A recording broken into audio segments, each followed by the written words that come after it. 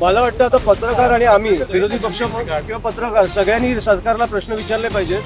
हे आपण आपल्या मतांमध्ये खेळत नको राहूया. ह्याला सरकारने उत्तरं दिली पाहिजेत, कारण ह्या लोकांनी त्यांना बसवलंय, तुम्ही त्यांना बसवलंय तिकडे. त्यांची अकाउंटेबिलिटी पाहिजे, आन्सरेबल पाहिजे. वर्षोनवर्ष मला वाटतं एक शहर घाण होत चाललंय आपलं. मी आता येताना बघितलं, एक पॅच कॉन्क्रीटचा होता, एक काहीतरी डांबराचा होता आणि त्याच्यामध्येच कुठेतरी पेवर ब्लॉक होता. हे रस्त्याच्या मध्ये असा रस्ता कसा बनवू शकतात बनवताना? आणि इकडे मला वाटतं उपमुख्यमंत्र्यांचा मुलगाच आहे ना खासदार, आमदार कोण आहे? यांना प्रश्न विचारले पाहिजे. रस्त्यांवरचे खड्डे ना, हे जैन अल्फा इथपर्यंत आपण मर्यादित ठेवू नका. हे आम्हाला सगळ्यांना त्रास होतो खड्ड्यांचा. खड्ड्यात लोक पडून वर्षाला मरतायत दररोज. ट्रेनमध्ये दरवाजे नाहीत म्हणून ऑन अन ऍव्हरेज 8 लोक मरतायत. आपण ह्या गोष्टींकडे बघणार आहोत का फक्त आपण उगाच आमदार फोडण्यात, खासदार फोडण्यात आपण मग्न राहणार आहोत? खूप विचित्र परिस्थिती आहे. मी आज आमची सभासद नोंदणी चालू आहे म्हणून आमचा दौरा निघाला इकडे. मी परत येणार आहे. सगळ्यांना मला या विषयांवर पण बोलायचंय.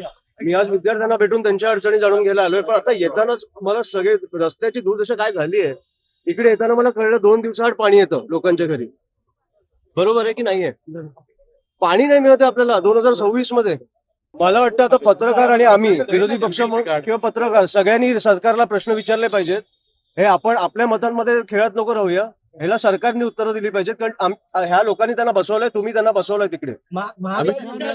त्यांची अकाउंटेबिलिटी पाहिजे, आन्सरेबल पाहिजे. सुखात एकदम सुखात 2 तास लागले पोचायला. मस्त. मी बोललो आता, एका रस्त्यावर कॉन्क्रीट, डांबर आणि पेवर ब्लॉक, हे एका रस्त्यावर तुम्हाला कसं दिसू शकतो मला कळत नाही. तो कॉन्ट्रॅक्टर काय करतो, त्याला अजूनही कॉन्ट्रॅक्ट का मिळत आहेत हे प्रश्न मला वाटतं सरकारला. सरकार कोणाची आहे? किती नगरसेवक आहेत? किती नगरसेवक आहेत? अच्छा, मग त्यांचा आकडा आणि आमचा आकडा तुम्ही आता मोजताय. जे 2014 पासून सत्तेत आहे त्याला तुम्ही विचारणार ना. आमच्या आता 4 नगरसेवकांना तुम्ही आम्हाला विचारणार, हे बरोबर आहे? असं त्यांना विचारा ना कधी समोर आल्यावर. त्यांना विचारताना मला कधी दिसत नाही. तुम्ही मग विचारा पहिला आणि मग मला सांगा.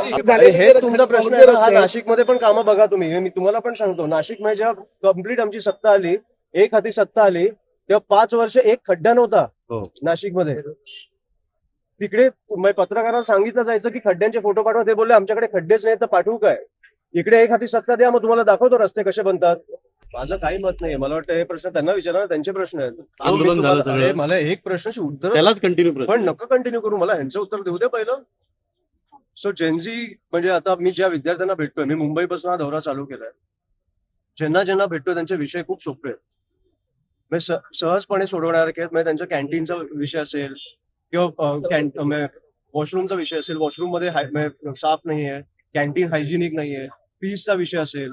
आता मी सकाळी पण बोललो, चेतना कॉलेजच्या बाहेर गर्दुल्ले होते. इकडे पण मला आता काही मुली बोलल्या की इकडे काही गर्दुल्ले आहेत जे त्रास देतात. हे मला वाटतं हे आपण विषय तात्काळ लगेच सोडवले पाहिजे. हे 1-2 दिवसात संपवण्यासारखे विषय आहेत. आमची आता टीम इकडे पण लागेल. जशी चेतना कॉलेजच्या बाहेर लागले तशी इकडे पण लागणार. पोलिसांना सांगितलं जाणार, पण पोलीस काही नाही करू शकले तर आम्ही आमच्या हातात घेणार. कॉलेजचे युनिट अध्यक्ष असणार, कॉलेजचा मुलगा किंवा मुलगी त्याच्यावर युनिट अध्यक्ष असणार. कॉलेजचे विषय आमच्यापेक्षा जास्त त्यांना माहिती आहेत, ते आम्हाला येऊन सांगणार. त्यांना जे सोडवू शकतात ते तिकडे कॉलेजमध्ये सोडवणार. नाही सुटले तर आम्हाला येऊन सांगणार, आम्ही सोडवणार. काही एवढं आम्ही आता कॉलेज लेवलला फिरतो तसं मला वाटतं तो महानगरपालिकेच्या शाळेमध्ये फिरतो आणि मी त्याचे व्हिडिओज बघत असतो.